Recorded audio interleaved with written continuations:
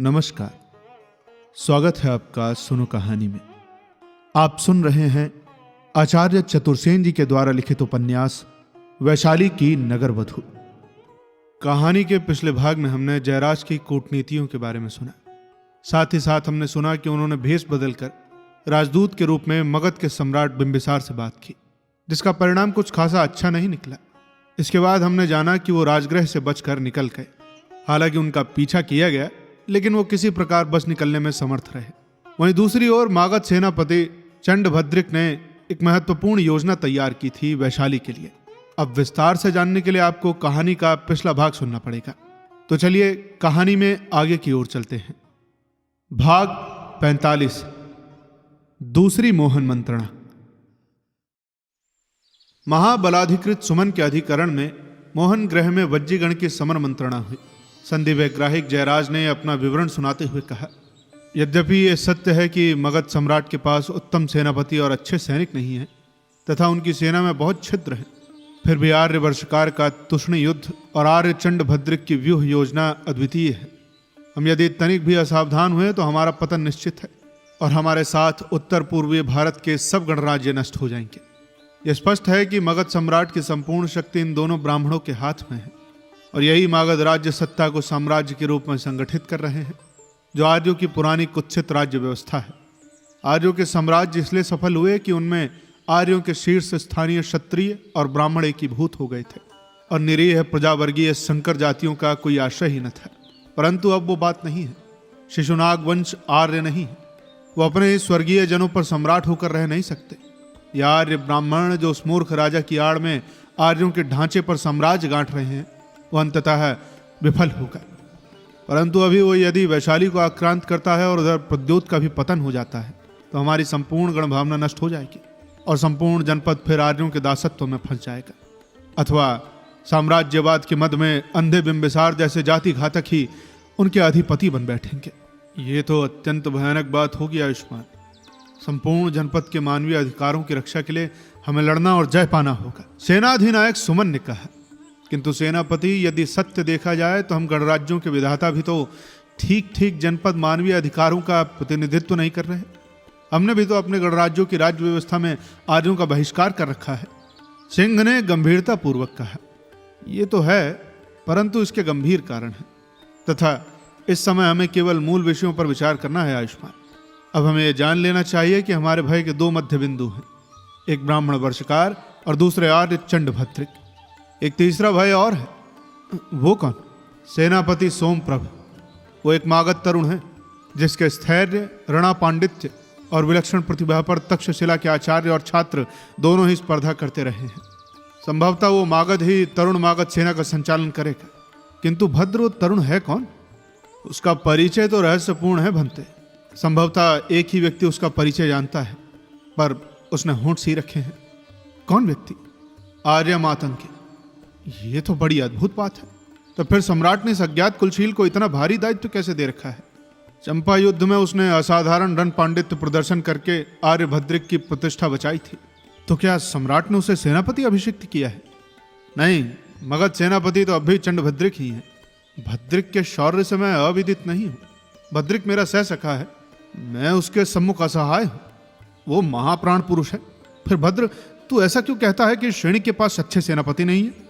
सेनापति सुमन ने कहा, बनते सेनापति आर्यभद्रिक की निष्ठा निसंदेह ऐसी ही है, परंतु मगध में उनकी सी चली होती तो मगध सेना अजय होती। परंतु सम्राट सदैव उन पर सशंक रहते हैं। वे समझते हैं कि कहीं चंडभद्रिक उन्हें मारकर सम्राट न हो जाए, जैसे अवंती अमात्य ने राजा को मारकर अपने पुत्र प्रद्योत को राजा बना दिया। यही सत्य है आयुष्मान। मैंने उसका कौशल देखा है। परंतु आयुष्मान सोमप्रभ कहाँ है? कुछ ज्ञात हुआ? मगध में तो यही सुना है कि वो देश विदेश में घूमकर ज्ञानार्जन कर रहा है। मगध में जो सब कहते हैं वो तो सुना, परंतु संधि वैग्राहिक जयराज क्या कहते हैं? जयराज हंस दिए। उन्होंने धीरे से कहा, जयराज कहता है कि वो सशरीर सदल बल वैशाली में उपस्थित है। जयराज की बात सुनकर सब अवाक होकर उनका मुंह ताकने लगे। सेनापति ने कहा, ये क्या कहते हो आयुष्मान? सिंह ने उत्तेजित होकर कहा, ऐसा प्रबल शत्रु दल बल सहित वैशाली में उपस्थित है और हमें इसका ज्ञान भी नहीं। ज्ञान न होता तो कहता कैसे? तो वो है कहां? मधुवन की उपत्यका में। कुछ रुककर उसने कहा, दस्यु बलभद्र ही सोमप्रभ है। क्षण भर के लिए सब स्तब्ध बैठे रहे। स्वर्णसेन विचलित हो गए। सिंह ने कहा, तो फिर ठीक है, मैंने भी संदेह किया था। अच्छा, उसके पास सैन्य कितनी है? 50 सहस्त्र, कुछ अधिक ही। इनमें 10 सहस्त्र उत्कृष्ट अश्वारोही हैं। वे सब टुकड़ी बांधकर दस्यु वेश में संपूर्ण जनपद में फैले हुए हैं। दिन भर वे पर्वत कंदराओं में छिपे रहते हैं और रात्रि को आक्रमण करते हैं। ये सब के सब मजे हुए योद्धा हैं। उनमें कुछ राजमार्ग पर आते जाते राजस्व, अन्न और दूसरी युद्धोपयोगी वस्तुओं को लूट लेते हैं। कुछ किसानों में मिल उन्हें बलि न देने और विद्रोह करने को उकसाते हैं। कुछ नगरों, विथियों, गुल्मों पर छापा मारकर लूटपाट करते हैं। इतना और भी बनते सेनापति। उसने मरुस्थल में धानवन दुर्ग बनाए, जंगलों में वन दुर्ग और झाड़ियों से भरे घने गहन वनों में संकट दुर्ग बना लिए हैं। जहां दलदल है वहां पंख बनाए हैं और पर्वतों पर शैल। पर्वतों की उपत्यकाओं में निम्न और विषम तथा गौं और शकटों के चल दुर्ग बनाए हैं। ये सब सत्र हैं और शत्रु के छिपकर घात करने के साधन हैं। इन सब को यथावत निर्माण कर शत्रु कूट युद्ध कर रहा है। वो बहुत धन जन की हानि कर चुका है। तो इधर ब्राह्मण का तुष्ट युद्ध और उधर आयुष्मान सोमप्रभ का कूट युद्ध। तो अब सैनिक बिंबिसार के प्रकट युद्ध के कैसे समाचार है बनते? कहता हूं बनते सेनापति। प्रथम तो ये कि उसने सोन, गंगा और बागमती के तट के सब दुर्गों की मरम्मत करा ली है तथा 16 नए दुर्ग निर्माण किए हैं। इन दुर्गों में साल के मोटे खंभों की 13 प्रकार हैं। प्रत्येक दुर्ग में 3 से 7 सहस्त्र तक शिक्षित भट, पदातिक, अश्वारोही, रथी और गजारोही हैं। अन्न, जल और अन्य सामग्री इतनी संचित है कि दुर्गवासी आवश्यकता होने पर भी 1 वर्ष तक उससे काम चला सकते हैं। ये विवरण सुनकर सेनाध्यक्ष ने कहा, इस अवस्था को देखते तो भद्रिक की जितनी प्रशंसा की जाए थोड़ी है। सिंह ने कहा, हुआ, आगे कहो। जयराज ने कहा, उसने एक सुव्यवस्थित नौसेना भी तैयार कर ली है बनते। इसमें 20 सहस्त्र नौकाएं हैं जो कि 3 प्रकार की हैं। एक दीर्घा, जिनकी लंबाई 60 हाथ और चौड़ाई 40 हाथ है। ये हाथियों और अश्वों एवं रथों को स्थानांतरित करती हैं। इनमें से प्रत्येक में 16 नाविक और 50 धनुर्धर बैठ सकते हैं। दूसरी चपला, जो शीघ्र चलने वाली, हल्की परंतु अच्छी सुदृढ़ है। इनमें 8 नाविक और 20 धनु खड़क शूलधारी बैठ सकते हैं। आर्यभद्रिक की योजना यह है कि विजय का पूरा दायित्व नौवाहिनी पर ही केंद्रित रहे। सम्राट का कोष निसंदेह रिक्त था, पर सम्राट ने उसे परिपूर्ण कर लिया है। अनेक श्रेष्ठियों ने उसे भर दिया है। उनके शस्त्र और सैन्य भी हमसे अधिक तथा उत्तम है। अथच हमारी तैयारियों का उसे यथेष्ट ज्ञान है। इसमें जो उसके गुप्तचर श्रमण ब्राह्मणों के रूप में बिखरे हुए हैं, उसकी बहुत सहायता कर रहे हैं। अंग को विजय कर लेने पर वहां के कूट दंत जैसे बड़े बड़े महाशाल ब्राह्मणों को उसने सम्मान और जागीर देकर अपने पक्ष में कर लिया है। और भद्दिये के मेढक सेठी की भांति चंपा के संपूर्ण वणिक भी श्रेणिक बिंबिसार का यशोगान करते हैं। उन्होंने उसे 17 कोटि बार स्वर्ण दिया है। आर्यभद्रिक ने वहां जो व्यवस्था की है, उससे सभी चंपावासी प्रसन्न हैं। उधर उसने अपने को श्रमण गौतम का अनुयायी प्रसिद्ध कर दिया है। यही गत बार जब श्रमण गौतम राजगृह गए तो निराभिमान हो 12 लाख मगध निवासी ब्राह्मणों और गृहस्थों तथा 80 सहस्त्र गौों के मुखियों को लेकर घृतक्रूट पर पहुंचा। वहां से गौतम को अपने राजोद्यान वेणुवन में ले आया और वो उद्यान उसने गौतम को भेंट कर दिया। तो बिंबिसार इस प्रकार अपने को बड़ा धार्मिक, श्रद्धालु और निर्भिमान प्रकट करके प्रशंसा का पात्र हो रहा है। इन सब कारणों से हम कह सकते हैं कि आज मगध सम्राट युद्ध करने के लिए सर्वापेक्षा अधिक सक्षम है। जयराज इतना कहकर चुप हुए। फिर उन्होंने कहा, उनकी कुछ संधियां भी हैं जिनसे हम लाभ उठा सकते हैं। इनमें सबसे अधिक यह है कि हम में से प्रत्येक लड़ेगा अपने संघ की स्वतंत्रता के लिए, परंतु मागधी सेना के सब सैनिक आर्य रज्जुलों के सैनिक की भांति नौकरी के लिए लड़ते हैं। यह सत्य है कि सम्राट ने चंपा से प्राप्त राजकोष एवं चंपा के सेठियों से प्राप्त 17 कोटि भार स्वर्ण प्राप्त करके अपना कोष परिपूर्ण कर लिया है। उसे अंग की लूट मार का माल भी बहुत मिला है। उसकी सेना भी हमसे अधिक है, परंतु उसकी बहुत सी सेना उसके बिखरे हुए तथा अरक्षित साम्राज्यों की सीमाओं पर फैली हुई है। अभी अंग की आग भी दबी नहीं है, वहां भी उसकी बहुत सी सेना फंसी हुई है। उधर अवंती और मथुरा का भय सर्वथा निर्मूल नहीं हुआ है। और सबसे अधिक यह है कि मगध का प्राण वर्षकार हमारे हाथों में है। उसके प्रत्येक चाल और गतिविधि से परिचित होना चाहिए। हमारी सेना के लिच्छवी सैनिक भी ये समझते हैं कि गण शासन उनका अपना सुख स्वातंत्र से भरपूर शासन है। यहाँ उनसे न तो मनमाना कर लिया जाता है न उनकी सुंदरी कन्याएं बलपूर्वक हरण करके महलों में डाल दी जाती हैं, न ही उनके अच्छे रथ और उनके घोड़े छीने जाते हैं। वज्जी ब्राह्मण जेठों और गृहपति निगमों से हमें स्वेच्छा से सहयोग मिलने की आशा है। सब विवरण सुनकर सेनापति सिंह ने कहा, मित्र जयराज ने जो कुछ वक्तव्य दिया वो आपने सुना। अब मैं आपको अपनी सेना की स्थिति बताता हूं। हमने मागधों के नदी तीर के प्रत्येक दुर्ग के सम्मुख 2-2 दुर्ग तैयार किए हैं। मीही तट पर तो हमने दुर्गों का तांता ही बांध दिया है। मीही के उस पार की भूमि मल्लों की है, वे हमारे मित्र हैं, अतः वहां हम मीही के उस पार उतर सकते हैं। आप देख चुके हैं कि मीही की धारा बहुत तीव्र है, इसलिए नीचे से ऊपर आने में नौकाओं को बहुत मंद चाल से जाना पड़ता है। अतः शत्रु हमारे इन दुर्गों पर आक्रमण करने का साहस नहीं कर सकता, इसलिए हम यहाँ अपनी रक्षित सैन्य और शस्त्रास्त्र संचित कर सकते हैं। दूसरी बात यह है कि इधर तो मल्लों की तट भूमि को मागध अपने उपयोग में नहीं ला सकते, और बहाव की ओर मीही के मार्ग से हमारी सैनिक नौकाएं तीर की भांति शत्रु पर टूट पड़ सकती हैं। इस समय हमारे पास 2 सहस्त्र से अधिक सैनिक नौकाएं हैं, जिन पर 50 सहस्त्र भट डट कर युद्ध कर सकते हैं। आगामी 2 मासों में हम और भी 200 रणतरी बना लेंगे। उधर मगध को वज्जी पर आक्रमण करने के लिए बड़ी बड़ी नदियों को पार करना पड़ेगा। उनकी गतिविधि को रोकने के लिए हमें नौकाओं की अत्यंत आवश्यकता होगी। वास्तव में सत्य यही है कि इस युद्ध में हम नौकाओं द्वारा ही विजयी हो सकते हैं। इस संबंध में हमें एक ये सुविधा और है कि मगधों की अपेक्षा हमारे पास मल्लाहों के कुल अधिक है। बेगार और असुविधाओं के कारण तथा वज्जी तंत्र में स्वतंत्रता, भूमि तथा अन्य सुविधा पाने से मगध के बहुत मल्लाह कुल वज्जी में आ बसे हैं। यह आप जानते हैं कि हमारे मल्लाह दास नहीं है, वे सुखी, संपन्न और हमारे गण के सहायक हैं। उनके जेठकों ने स्वेच्छा से ही अपनी सेवाएं हमें समर्पित की हैं। हमारे गांधार मित्र काप्यक की सम्मति से हमने एक विशेष प्रकार की हल्की रणतरी बनाई है, जिनका कौशल गुप्त रखा गया है। यह हमें नौ युद्ध में अति महत्वपूर्ण सहायता देंगे। हाथियों, रथों व अश्वों को पार कराने के लिए विशाल नौकाएं तथा उत्तम घाट बना लिए हैं। अब यदि हम दक्षिण और पूर्वी सीमा पर दृष्टि देते हैं तो हमारी पदाति सेना लगभग मगध सेना के समान ही संगठित एवं संख्या में बराबर है, तथा उनकी शिक्षा आधुनिक गांधार पद्धति पर की गई है। अश्वरथ गज हमारे पास मागधों से कम अवश्य हैं, परंतु अवंती और मथुरा में बहुत सी मागधी अश्वारोही तथा गज सेना वहां फंसी है। समय पर उसकी सहायता संभव नहीं है। फिर हमारे पास 9 मल्लगण और 18 काशी कौल के गणराज्यों का अक्षुण बल है। सब मिलाकर हम 1.25 अक्षौहिणी सेना समर में भेजने की आशा कर सकते हैं।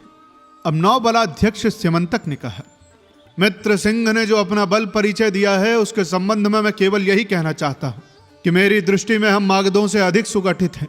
हमें यह जान लेना चाहिए कि दक्षिण का युद्ध ही निर्णायक युद्ध होगा, और मैं अपने मित्र काप्यक और उसके गंधार वीरों की सहायता से, जिनकी हम प्रतीक्षा कर रहे हैं, बहुत आशान्वित हूं। मैं कह सकता हूं कि हमें मीही तटवर्ती दुर्ग और रणतरिया ही सफलता प्रदान करेंगी।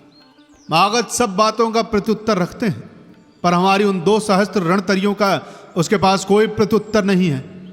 काप्यक ने कहा, बनते सेनापति और मित्रगण ये जानकर प्रसन्न होंगे कि मुझे समाचार मिला है कि गांधार से जो वैद्यों और भट्टों का दल चला है वो 2 ही 4 दिन में यहाँ पहुँचने वाला है। यहाँ मैं नौका युद्ध का एक रहस्य निवेदन करता हूँ, जिसे मैंने भली भांति निरीक्षण किया है। मीही नदी दिधिवारा के पास गंगा में मिलती है, किंतु सेना उससे बहुत नीचे पाटलीग्राम के सामने है। इससे मागधों को तो हम भरपूर हानि पहुंचा सकते हैं, पर वे हमारा कुछ भी नहीं बिगाड़ सकते। इस पर सेनापति सिंह ने कहा, तो बनते सेनापति, मैं प्रस्ताव करता हूं कि हम अब तैयार हैं और हमें मागधों के आक्रमण की प्रतीक्षा नहीं करनी चाहिए, तथा अवसर पाते ही प्रथम आक्रमण कर देना चाहिए। पहले आक्रमण के लिए तट की सेनाओं, नौकाओं और हाथियों को पहले तथा रथों, अश्वों और पदातिकों को बाद में प्रयुक्त करना चाहिए, और मीही की रक्षित सेना को उस समय जब शत्रु थक जाए। इस पर महाबलाध्यक्ष सुमन ने कहा, तो आयुष्मान ऐसा ही हो, तो सैन्य को तैयार रख और अवसर पाते ही आक्रमण कर। मैं अमात्य वर्षकार और उनके सहायकों को बंदी करने की आज्ञा प्रचारित करता हूं। युद्ध विभीषिका। वैशाली में आतंक छा गया। मगध महामात्य ब्राह्मण वर्षकार और ब्राह्मण सौमिल, अनुचर, कलत्र और बटुक वर्ग सहित बंदी कर लिए गए। नंदन साहू और सेठी कृतपुण्य भी बंदी हो गए। उनका घर द्वार सभी राज सैनिकों ने अपने अधीन कर लिया। सेठी पुत्र पुंडरीक को आचार्य गौड़पाद के दायित्व पर उन्हीं के घर में दृष्टिबंधक कर लिया गया। नगर के घाट द्वार, राजमार्ग सभी बंद कर दिए गए। बाहर आने जाने के लिए सैनिक आज्ञा पत्र लेना अनिवार्य हो गया। अंतरायण के सब खाद्य भंडारों पर सैनिक अधिकार हो गया। विदेशियों की बारीकी से छानबीन होने लगी। बहुत जन संदिग्ध पाए जाकर बंदी बना लिए गए। जलाशय, कूप, राजमार्ग, विधि, दुर्ग, द्वार, तोरण, स्तंभ, बुर्ज सभी पर सैनिकों का अनवरत पहरा बैठा दिया गया। सब स्वस्थ वयस्क पुरुष अनिवार्य रूप में सैनिक बना दिए गए। संपूर्ण गृह और व्यवहार उद्योग युद्धोद्योगों में परिणित हो गए। शस्त्रास्त्र और कवच एवं विविध युद्ध साधनों का रात दिन निर्माण होने लगा। लिच्छवी तरुणियां भी सेवा सेना में भर्ती होकर शुश्रूषोपचार की शिक्षा पाने लगी। सेना को शस्त्र बांट दिए गए। उनकी टुकड़ियां नगर के भीतर बाहर चलती फिरती दृष्टि पड़ने लगी। सारे नगर में सैनिक अनुशासन की व्यवस्था कर दी गई। आज्ञा उल्लंघन के लिए मृत्यु दंड घोषित कर दिया गया।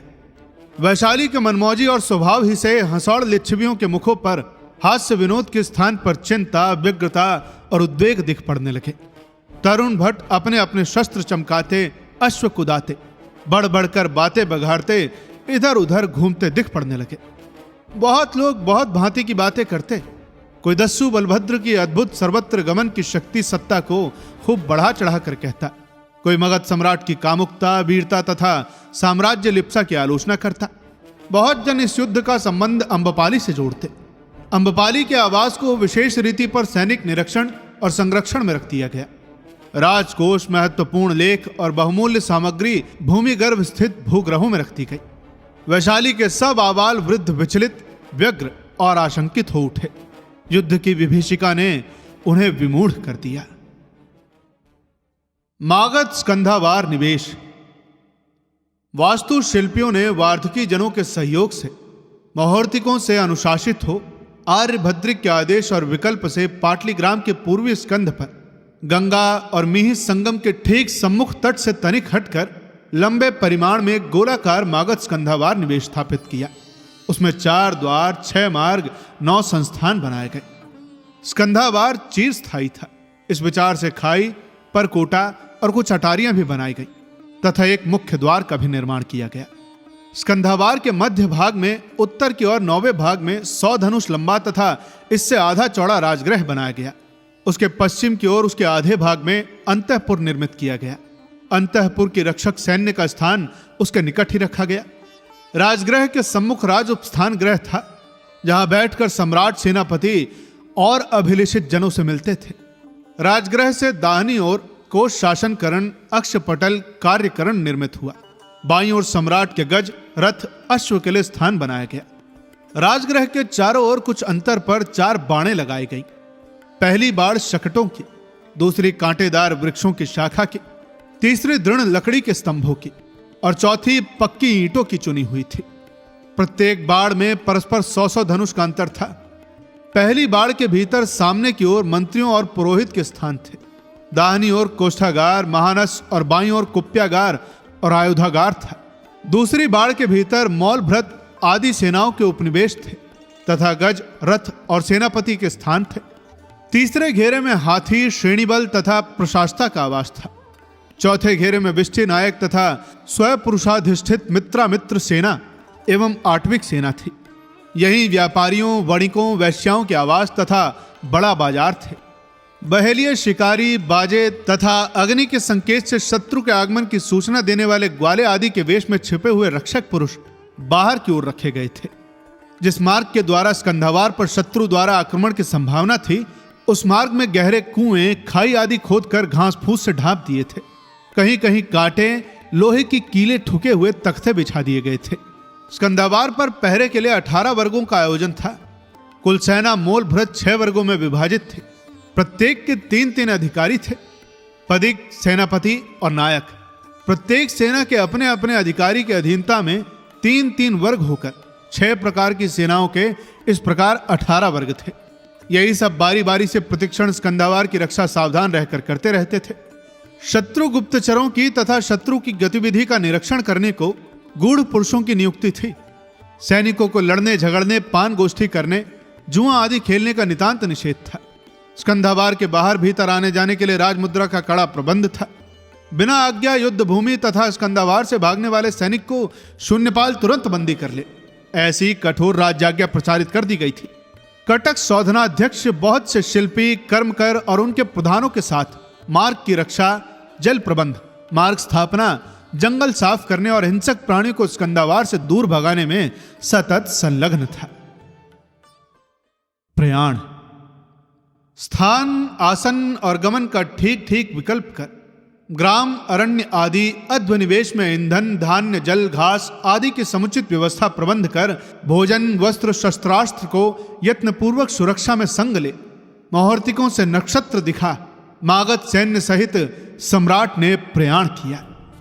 सेना के अग्रभाग में 10 सेनापतियों का नायक, बीच में अंतःपुर और सम्राट, इधर उधर शत्रु के आघात को रोकने वाली अश्वारोहिणी सैन्य चली।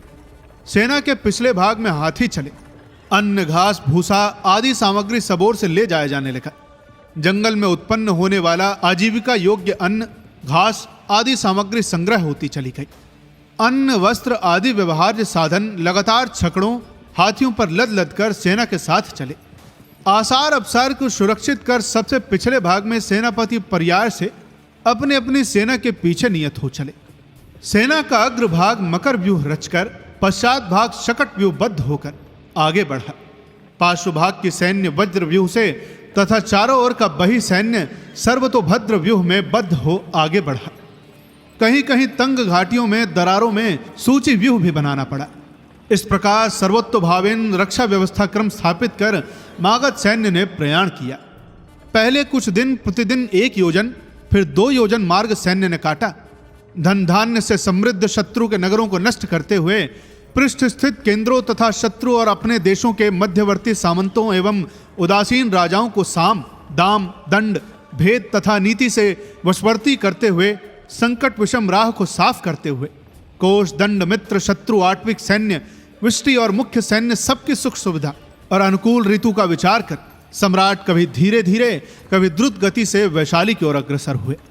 कभी हाथियों द्वारा छिछली नदियों को पार किया, कभी नदी में स्तंभ संक्रम करके, कभी सेतु बंधन, कभी नाव, लकड़ी तथा बांस के बेड़े बनाकर, कभी तुम्बी, चर्मकांड, दूती, गणिका और वेणिका आदि साधनों से मागध सैन्यों ने नदियों को पार किया। कठिन मार्गों, भारी दलदल, गहरे जल, गुफा, पर्वत आदि को पार करती हुई, पर्वतों पर चढ़ती उतरती, तंग पथरीले विषम पहाड़ी मार्गों पर होती हुई, भूख, प्यास और थकान से खिन्न हो, बीच बीच में सुस्ताती, ज्वर, संक्रमण, महामारी तथा दुर्भिक्ष की बाधाओं को सहन करती, बीमार, पैदल, हाथी, अश्वों के साथ मागध सैन्य आगे बढ़ती चली गई। धीरे धीरे सेना ने स्कंदवार में प्रवेश कर वहां उपनिवेश किया।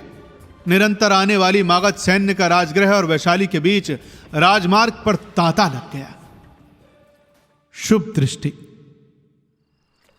तो हमें कल ही उल्काचेल चल देना चाहिए, सिंह ने कहा।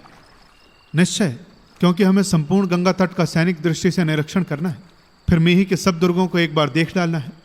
हम 11 नायक चलेंगे तभी ठीक होगा मित्र सिंह, गांधार काप्यक ने कहा। परंतु मित्र काप्यक, मीही का ही तट हमारे अधीन है। दूसरे तट से हमारी नावों के प्रयोगों को शत्रु के गुप्तचर देख सकते हैं। ये तो असंभव नहीं है। तब क्यों ना मरकटहद्र सरोवर में रणतरी के प्रयोग किए जाए? हाँ, यह अधिक अच्छा होगा।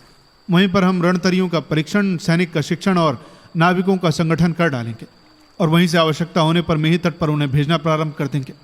परंतु हमें अधिक से अधिक लौह शिल्पियों को एकत्र करना चाहिए। जो भी हो, हमें सूर्योदय से प्रथम ही उल्काचेल चल देना चाहिए। तो फिर मित्र काप्यक, तुम ऐसा करो कि साथ के लिए थोड़े से चुने हुए गांधार सेनानी ले लो, अच्छा रहेगा। राघाट में देख लेंगे।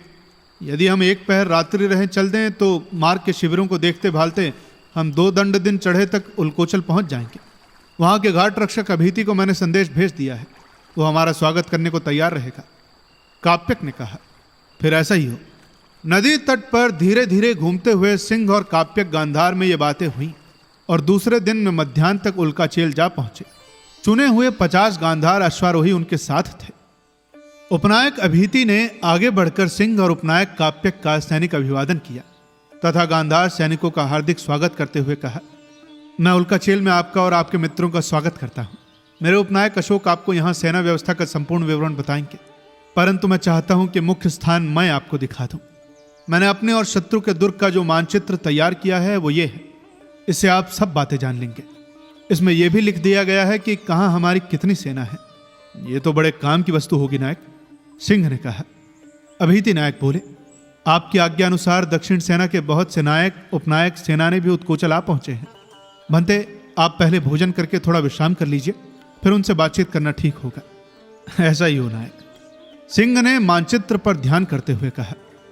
फिर सब लोगों ने स्नान भोजन कर थोड़ा विश्राम किया। पहर दिन रह गया था जब सिंह ने दक्षिण सैन्य के सेनानियों में से एक एक को बुलाकर आदेश देने प्रारंभ किया। सिंह ने उनके सैन्य बल के संबंध में सारी बातें पूछी और एक ताल पत्र पर लिखते गए। सूर्यास्त तक यह काम समाप्त हुआ। स्वच्छ चांदनी रात थी। नायक अभीति ने कहा, इस समय गंगा तट के कितने ही नवनिर्मित दुर्गों का परीक्षण किया जा सकता है। यदि विश्राम की इच्छा न हो तो मैं नाव मंगाऊं? सिंह ने कहा, विश्राम की कोई बात नहीं है नायक, तुम शीघ्र नाव तैयार कराओ। नायक अभीति, सिंह और काप्यक तीनों आदमी नाव में जा बैठे। तीर तीर नाव चलने लगी। सामने गंगा के उस पार पाटली ग्राम में मागध शिविर पड़ा था। उसमें जलती हुई आग का प्रकाश मीलों तक फैला दिख रहा था। नाव धीरे धीरे गंगा मिही संगम पर दिदिवारा की ओर जा रही थी। नाविक सब सावधान और अपने कार्य में दक्ष थे। गंगा में व्यापारिक बड़ी छोटी नावें और माल से भरी नावें तैर रही थी। किसी किसी नाव में दीपक का क्षीण प्रकाश भी प्रकट हो रहा था। गंगा किनारे के सब दुर्गों में पूर्ण निस्तब्धता थी। न प्रकाश था न शब्द। अभीति की संबंध में कड़ी आज्ञा थी। दिदिवारा तक कुल 5 दुर्ग बज्जियों के थे। सेना नायकों ने सभी का निरीक्षण किया। नाव को घाट तक लगते देखते ही प्रहरी पुकार कर संकेत करता। नाव पर से नायक संकेत करता, प्रहरी तत्काल दुर्गाध्य को सूचना देता और ये नाविक चुपचाप नाव से उतरकर दुर्ग का निरीक्षण कराते तथा अध्यक्ष को आवश्यक आदेश दे आते। घाट से दुर्ग तक के मार्ग गुप्त और घूम घुमोवल बनाए गए थे। अपरिचित व्यक्ति का वहां पहुंचना शक्य न था। सैनिक नावें इस प्रकार छिपाकर रखी थीं कि उस पार से तथा इस पार से भी उन्हें देखना पाना शक्य न था। विशाल मरकट हृद को एक छोटी सी टेढ़ी नहर द्वारा नदी से मिला दिया गया था। आवश्यकता पड़ने पर सब नावें सैनिक सहित क्षण भर में गंगा की बड़ी धारा में पहुंच सकती थी। यद्यपि यह निरीक्षण बिना सूचना के हो रहा था, परंतु प्रत्येक प्रहरी सावधान एवं सजग था। पहर रात गए सेनानाइयों की नौका दिधिवारा के दुर्ग में जा पहुंची। यह औरों से बड़ा था। यहाँ की व्यवस्था भी उत्तम थी।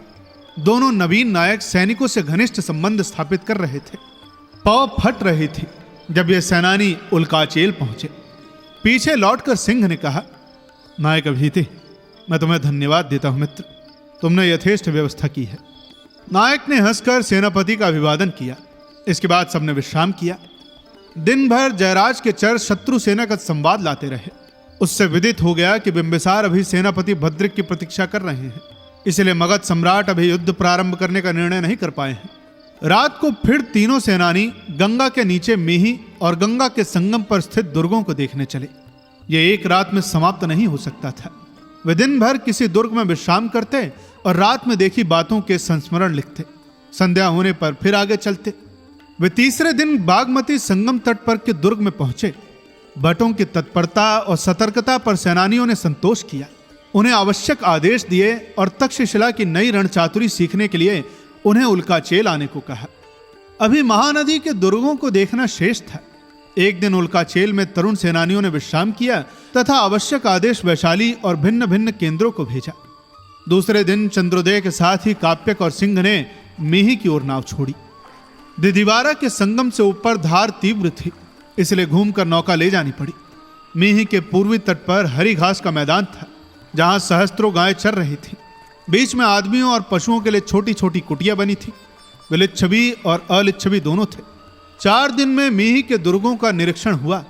उन्हें नायक शांतनु और उसके 8 उपनायकों को सौंप दिया गया, जिससे वे नाविकों को नवीन कौशल सिखा सके। यह करके दोनों मित्र फिर उल्काचेल चले आए।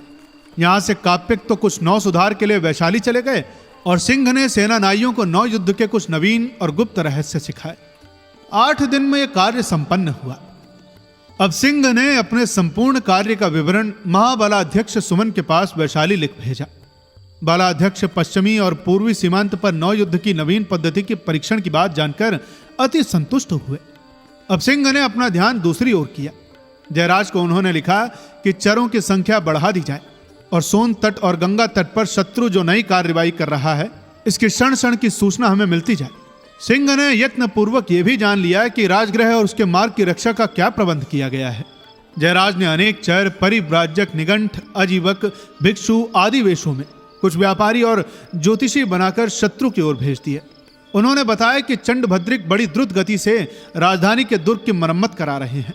तथा गंगा तट से वहां तक उन्होंने उचित स्थानों पर नाकेबंदियां कर रखी हैं।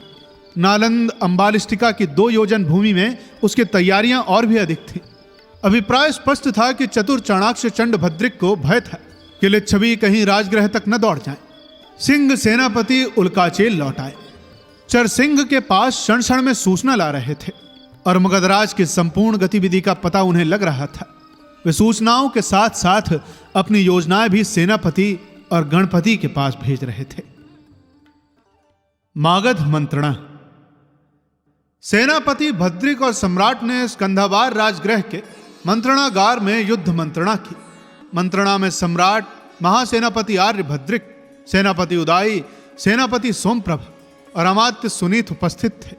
उनके अतिरिक्त अपनी अपनी सेना लेकर आए हुए सहायक राजा और राज सेनापति भी उपस्थित थे, जिनमें बंग के वैश्रवण दत्त, कलिंग के वीर कृष्ण मित्र, अवंती के श्रीकांत, भोज के समुद्रपाल, आंध्र के सामंत भद्र, माहिष्मती के सुगुप्त, भृगुकच्छ के सुदर्शन और प्रतिष्ठान के सुवर्णबल, ये 8 मित्र महासेनापति सम्मिलित थे। युद्ध के संबंध में सब अंगों पर प्रकाश डाला गया। दुष्य सेना, शत्रु सेना, आत्मिक सेना का पृथक पृथक विभाजन कर पृथक पृथक सेनापतियों को सौंप दिया गया। अवसार, पतिग्रह, पार्वत दुर्ग, नदी दुर्ग और वन दुर्गों के अधिकार पृथक पृथक सेना नायकों को बांट दिए गए। शून्यपाल और वस्तुपाल नियत किए गए। शत्रुओं की रक्षा का समुचित प्रबंध किया गया। संपूर्ण सेना का अधिनायकत्व महासेनापति आर्य भद्रिक ने ग्रहण किया। सेनापति सोमप्रभ हुए। आर्य उदाई को नौबलाध्यक्ष नियत किया गया। अमात्य सुनीत शून्यपाल नियत हुए। आचार्य काश्यप कूट युद्ध के नायक हुए। संपूर्ण सम्मिलित स्थल सैन्य का दायित्व सोमप्रभ को दिया गया। दक्षिण युद्ध केंद्र पर उनकी नियुक्ति हुई। 8 मित्र सेनानायक राजपुरुष उनकी अधीनता में रखे गए। शत्रुओं का भार गोपाल भट्ट को दिया गया। सम्राट को युद्ध भार से सर्वथा मुक्त रखा गया। शत्रु पथ में सम्राट को कोई न पहचान पाया, इसके लिए अनेक गूढ़ पुरुष सम्राट के वेश में नियत किए गए। सुत और मागध गण सेना के उत्साह वर्धन के लिए नियुक्त हुए। शल्य चिकित्सकों को शस्त्र, यंत्र, अगद, स्नेह और वस्त्रों तथा खाने पीने शुश्रूषा करने के सब साधनों के संपन्न परिचारिकों सहित यथास्थान नियत किया गया। धानवन दुर्ग में युद्ध करने वाले योद्धाओं को, वन दुर्ग में युद्ध करने वाले योद्धाओं को, जल तथा स्थल में युद्ध करने वाले योद्धाओं को, खाई खोदकर उनमें बैठकर युद्ध करने वाले योद्धाओं को, आकाश में युद्ध करने वाले तथा दिन भर और रात्रि में युद्ध करने वाले योद्धाओं को यथावत विभाजित कर उनके सेना नायकों को उन्हें सौंप युद्ध योग्य प्रदेश, ऋतु और अपेक्षित समय की सब व्यवस्थाओं पर विचार व्यवस्थित किया गया। रथ युद्ध, हस्त युद्ध, अश्व युद्ध तथा पदाति युद्ध एवं चतुरंग प्रकाश युद्ध के स्थान के मानचित्रों पर सम्यक रीति से विचार करके सामरिक दृष्टि से उनके नियोजन की व्यवस्था की गई। भूमि विचय, वन विचय, विषम, तौय, तीर्थ, बात और रश्मि के उपयुक्त स्थलों पर संघात स्थापित किए गए। शत्रु के विविध आसार और अपने विविध आसार पर प्रबंध किया गया। शत्रु से पकड़े हुए अपने योद्धाओं को छुड़ाने, अपनी सेना के मार्ग पर शत्रुओं की सेना के चले जाने पर स्वयं शत्रु सेना के मार्ग पर अनुसरण करने, शत्रु के कोष और सेना नायकों का अपहरण करने, पीछे तथा सम्मुख हो आक्रमण करने, भागते हुए सैनिकों का पीछा करने तथा बिखरी हुई अपनी सेना को एकत्रित करने की संपूर्ण योजनाओं पर भली प्रकार विचार किया गया। ये सारे कार्य अश्वारोही सैन्य को सौंपे गए। सेना के अग्रभाग और पार्श्व भाग का रक्षण करने, नए तीर्थ और नए मार्ग बनाने, घने जंगलों के घमासान युद्ध में प्रमुख भाग लेने, शत्रु के वास स्थानों में आग लगाने और अपने स्कंधावर निवेश में लगी आग को बुझाने, शत्रु के संगठित सैन्य को छिन्न भिन्न करने, योद्धाओं को पकड़ने, परकोट, द्वार, अटारी आदि गिराने, शत्रु के कोष को लूट ले भागने का कार्य हाथियों के अधिपति को सौंपा गया। अपनी सेना की रक्षा करने, आक्रमण के समय शत्रु सैन्य को रोकने, शत्रु के द्वारा पकड़े गए अपने योद्धाओं को छुड़ाने, बिखरी सेना को एकत्रित करने, शत्रु की सेना को विचलित करने का कार्य रथ रथी और रथपतियों को सौंपा गया। प्रत्येक सम विषम स्थानों, प्रत्येक अनुकूल प्रतिकूल ऋतुओं और परिस्थितियों में घनघोर खड़ग युद्ध करने का काम पदातिक सैन्य को दिया गया। शिविर, मार्ग, सेतु, कूप, घाट आदि तैयार करने, उन्हें ठीक ठीक रखने, यंत्र, शस्त्र, कवच आदि से साधन संपन्न करने तथा आहत भटों को युद्ध स्थल से ढोकर चिकित्सा केंद्रों तक पहुंचाने का काम विष्टि सैन्य को दिया गया। इस प्रकार युद्ध संचालन की सारी व्यवस्था कर मागध महासेनापति चंडभद्रिक ने सोमप्रभ का अभिनंदन करते हुए संपूर्ण सेनापतियों के समक्ष उनके शौर्य, कौशल, भक्ति और स्थैर्य की भूरी भूरी प्रशंसा की और परिपूर्ण अनुशासन का बारंबार अनुरोध किया। अब कहानी में आगे क्या होता है, ये जानने के लिए आपको इंतजार करना पड़ेगा इसके अगले भाग का। जल्द ही मिलेंगे इसके अगले भाग के साथ। तब तक के लिए सुनते रहिए सुनो कहानी की अन्य कहानियां और अपना ख्याल रखिए। धन्यवाद।